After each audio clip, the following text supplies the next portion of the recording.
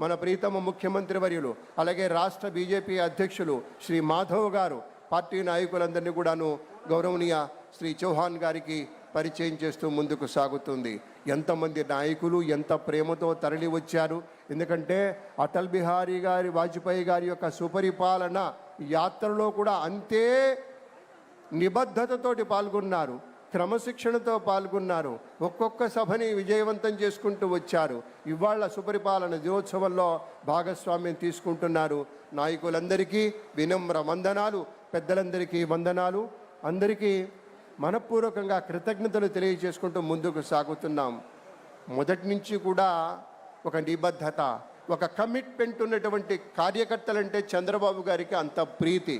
గౌరవనీయ శ్రీ పెద్దలంతా కూడా వేదిక విచ్చేస్తూ ఉన్నారు. సాదరంగా స్వాగతం పలుకుతూ ఉన్నాం. మహోత్కృష్టమైనటువంటి సమయం ఇది. ఆత్మీయత వెల్లివిరిసేటువంటి సమయం ఇది. ఆత్మీయత పల్లవిస్తున్నటువంటి సమయం ఇది.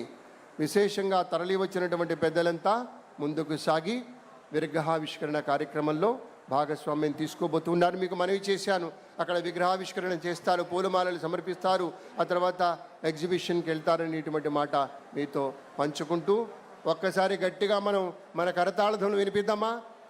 మన ప్రియతమ నేతలకి గట్టిగా ఉండాలి పెద్దలారా.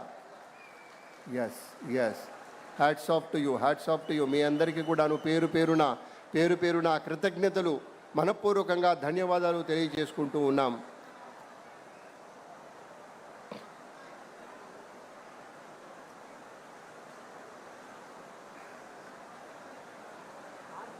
అక్కడ సత్యకుమార్ యాదవ్ గారు, మన మంత్రివర్యులు, అలాగే నారాయణ గారు, ఇతర పెద్దలంతా ఉన్నారు.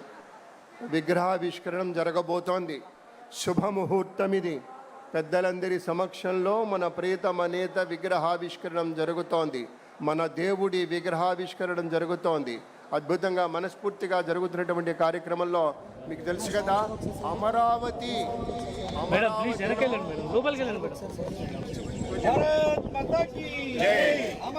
విగ్రహం బయట పెట్టమని శివానంద ఉంటుంది. ఓకే,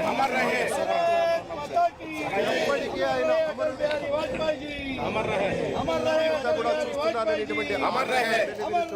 గౌరవనీయ మంత్రి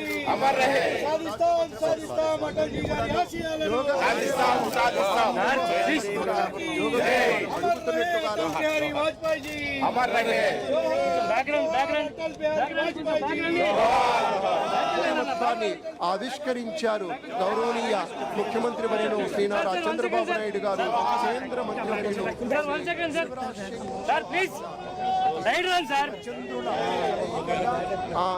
ఆ మిత్రత్వం మరింత బలీయమవుతూ ఆ మహనీయ మూర్తికి పుష్పాంజలులు సమర్పిస్తూ ఉన్నారు.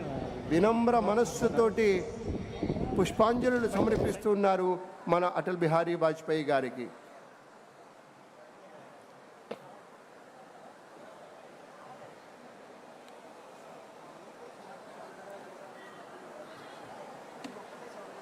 బా, ఎంత సుందరంగా తీర్చిదిద్దారండి. చూడండి, క్లోజప్కి వెళ్ళాక ఎంత బాగుందో.